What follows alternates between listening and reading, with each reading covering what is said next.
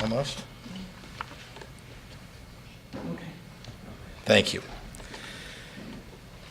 Well, thank you all for being here today. Today, the State Senate made it clear that working families in Illinois deserve a raise, and they're going to get one. If you live in this state and put in a hard day's work, you should be able to afford to put a roof over your head and food on the table. This is a long time coming, and we're not done yet, but we're closer than ever before. Working families have not gotten a raise in Illinois since July of 2010. 9 years, and that raise was only 25 cents. I don't need to tell anyone standing with me today that this achievement didn't happen overnight. It was the result of years of hard work by leaders in the General Assembly like Senator Kim Lightford, Representative Will Guzzardi, and all of our co-sponsors, Senator Collins, Senator Martinez, Munoz, Hunter, Van Pelt, and Peters. It was the result of years of steadfast dedication from workers in every corner of Illinois and organizations like Women Employed and Fight for 15, who demanded to be heard. And it was the result of business groups and business leaders who want to pay workers a living wage and who are willing to work together to take responsible steps forward. All of these advocates brought stakeholders together and brought us to this moment where we are on the cusp of bringing a $15 minimum wage to Illinois. I'm pleased that the interests of communities across this state were represented in this bill. Workers in East St. Louis and Peoria doing the same job deserve to be paid the same wage as workers in Chicago. A 6-year period will allow businesses time to plan and adapt to this legislation. This bill has the support of the Illinois Restaurant Association and will allow restaurant workers and restaurant owners to succeed. And small business tax credits will help ensure that suburban and downstate businesses and nonprofits are able to offset the offering of higher wages to their employees. I also want to be very clear that my administration will propose a balanced budget for this state, taking into account the effect of the new minimum wage. Human services and social service organizations are going to have the resources that they need to pay workers more and continue serving Illinois families. Public colleges and universities will get the funding that they need to pay their staffs and begin recovering from years of underfunding. Today was a major victory for working families all across the state of Illinois, but our work is not done. I urge the House of Representatives to take up and pass this legislation. I want to thank Representative Guzzardi for his leadership on this issue, along with Leader Hoffman and Representative Evans and their many colleagues who are working in the House even now to make this happen. After 9 long years, we are now on the verge of Illinois workers getting the raise that they deserve. Thank you also to Lieutenant Governor Juliana Stratton for your tireless work on behalf of working families and helping to get this passed. And thank you again to everyone that's standing with me today and all across our state who made this possible. And I'm going to turn it over to the sponsor in the Senate, the chief sponsor, Senator Kimberly Lightford.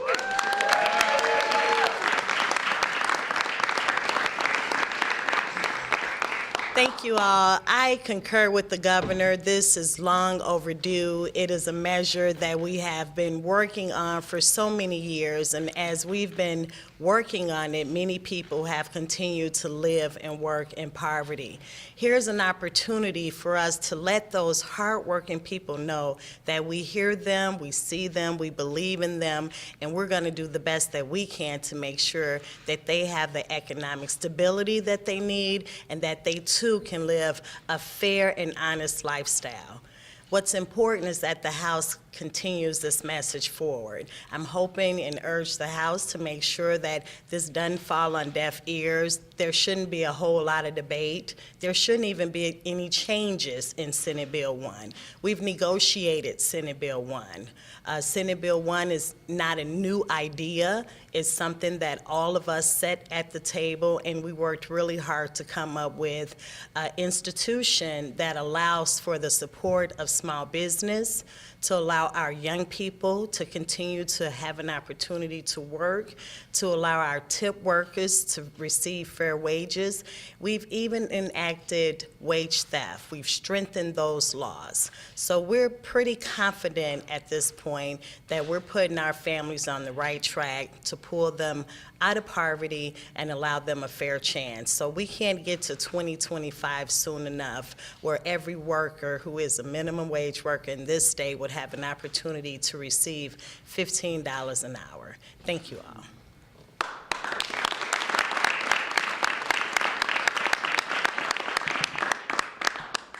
Good afternoon. My name is Will Gazzardi. I'm the House sponsor of Senate Bill 1, and I'm thrilled about the result today in the Senate. Tremendous debt of gratitude to Leader Lightford and to all the senators who have fought so hard to make this happen. I think what we saw today in the Senate is that members from all over the state of Illinois understand that the workers in their districts need a raise, that there is no corner of this state where $8.25 is an acceptable wage. That is a poverty wage no matter where you are in Illinois. It's a wage that is designed to keep workers trapped in cyclical poverty. We talk about lifting people out of poverty all the time as though it's some abstract idea. If we want to lift people out of poverty, we need to put more money in their pockets. If we want people not to be poor, we need to pay them more. And this bill will do just that. This bill will provide a raise to 1.4 million people in the state of Illinois.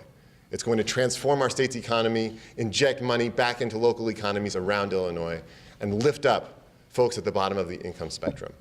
The House recognizes the work in the Senate. We stand ready to act. I have spoken with my colleagues from both sides of the aisle about this legislation for some time. I was the sponsor of the bill 2 years ago when we passed it in the House. And I feel very confident that we will pass Senate Bill 1 as the Senate passed it.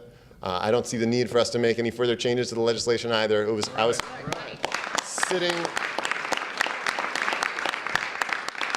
sitting at the negotiating table with Senator Lightford and with many of the people who are standing behind us here today. We fought long and hard. We had a lot of tough compromises, and we came up with a good, balanced, smart approach to this question. It's a great bill. Senate Bill 1 is great legislation, and the House stands ready to act on it. Thank you very much. Thank you. Thanks. We're happy to take any questions that you may have. Governor, this is a pretty bold, drastic move from 825 to 15 in 5 years. 6 years. In 5 years, really? No, 6 years. Okay. It's still, no other state has done that in that short amount of time, that big of a leap. What do you say to business owners downstate who say this higher overhead is going to force us to lay people off, cut their hours?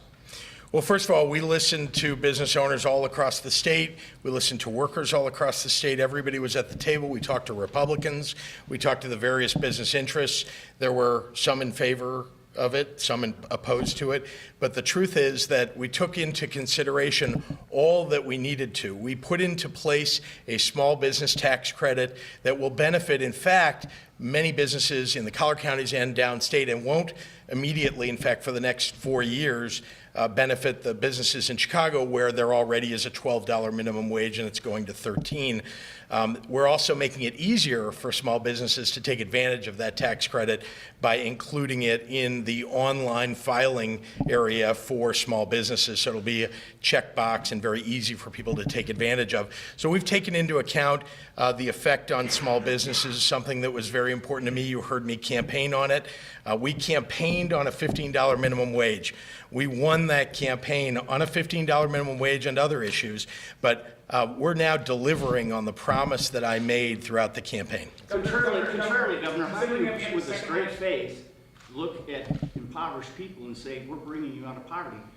Leader Lightford pointed out yesterday that people need $15 right now. 6 years from now, they're going to be that much further behind. How can you say you're bringing people out of poverty? Well, we've worked hard on this to make sure that we balanced all the interests. It's no doubt about it.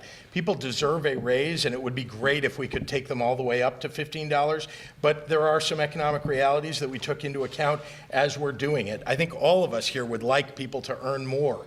than they will earn even in the next year. But they're not really coming out of but poverty, are they? well, they will, and the fact is that we're also going to be working on creating jobs in the state so that more and more people will have opportunity. It's not just the minimum wage that raises people's wages, you know. It's also the competition for labor and making sure that we have more jobs available. We've got a lot of labor that's available here in the state, but more and more, if we can create jobs and there's a competition for that labor, their wages will go up, and we intend, of course, for people to make much more than the minimum wage, and that's the goal in the end. Considering that we have the second highest property taxes in the country, a lot of school districts are saying that this is going to increase the costs on their side. What should they cut?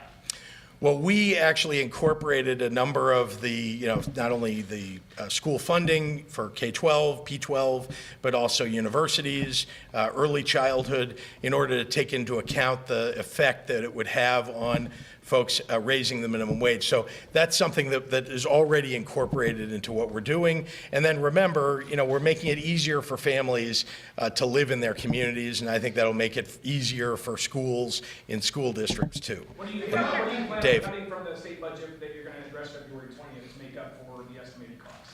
Well, we're going to be presenting that on February 20th, you'll see, but suffice to say that we are going to be presenting a balanced budget that includes the costs of the minimum wage. Governor, I know you said colleges and universities. If you listen to the Senate debate, the senators in college towns are going to tell you, what, it's a lot of food.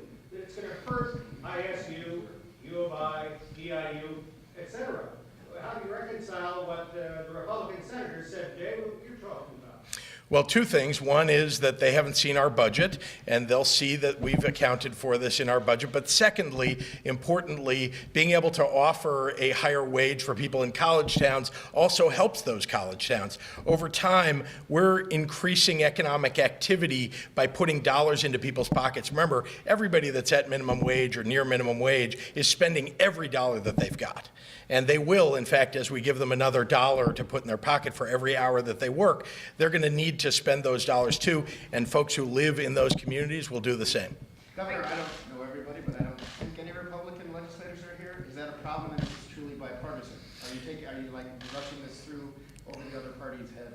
Well, despite the fact that there were no Republicans in the Senate that voted for it, there were lots of Republicans at the table as we discussed this. I talked personally with several senators to make sure that their ideas are incorporated. I talked to many of the interest groups that represent businesses and Republican interests to incorporate those into the bill. And you'll see, this is a better bill altogether than the one that passed a couple of years ago. And remember, this is not new.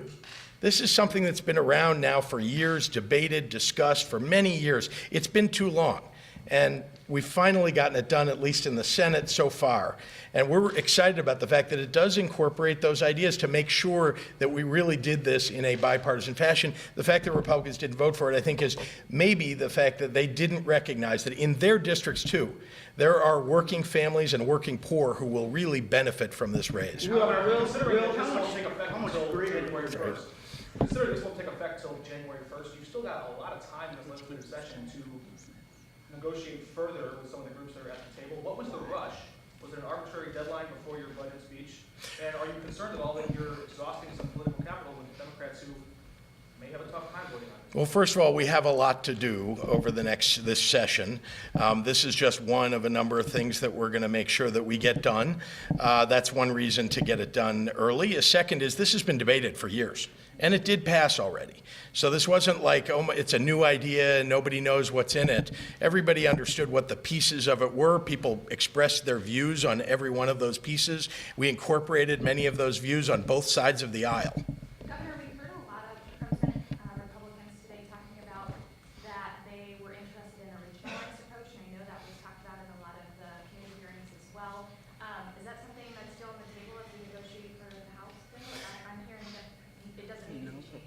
It does not need to be changed. The small business tax credit does take into account that outside of Chicago, that there are wages that are lower, there are businesses that are affected, and people can go apply very easily to get that small business tax credit. Isn't that going to be much stronger, Will, the pressure for regionalization in the House because of the diverse caucus that you have and a lot of downstate representatives who represent business owners? Well, I think we saw a vote today in the Senate that demonstrated that members from a wide diversity of regions in this state and districts that look very different one from the next all saw this issue the same way. They saw that their constituents need a raise. They saw that working people in their district can't get by on 825. I believe that we will see a similar result in the House, that we'll see folks from every corner of this state standing up and saying that our people need a raise. I don't think that this needs to be a geographically divisive issue. I've traveled, 2 years ago when we sponsored this bill, I traveled all over the state. I took visits to small towns and cities all over Illinois, and we heard the same thing no matter where you were. We need a raise. It was a very simple message. I believe my colleagues in the House will hear that message, and then we'll have a strong roll call on it. If population declines and job growth slows, will that be an indicator of the success of this measure? Well, first of all, there's been an exodus that occurred under Governor Rauner and even a little bit before that, although accelerated in the last administration. We're obviously trying to reverse that. Part of giving people a raise also makes this a more attractive state for working families to live in. We're also working very hard. I'm a business person. I'm working hard to make sure that we're growing jobs and attracting businesses to the state. I'm working hard to be a great chief marketing officer for the state. I've only had about 22 or 23 days, but I'm going to keep working hard at it. And if you give me enough time, I know that people are going to see across the United States that Illinois is the place you want to move your business, and Illinois is the place you want to move your family. Thank you for watching the Illinois Channel. You may also wish to follow us online, where you are free to make comments or program suggestions. Get our breaking news updates on Twitter, where you can find us at Illinois Channel. You can find our past programming on YouTube at youtube.com/Illinois Channel TV. Or you can go to the Illinois Channel website at illinoischannel.org. There you can find not only our current video stories and programs, but also our library of past programs, as well as articles that provide additional information about Illinois issues and individuals. The Illinois Channel, keeping you connected to your state, your issues, your home.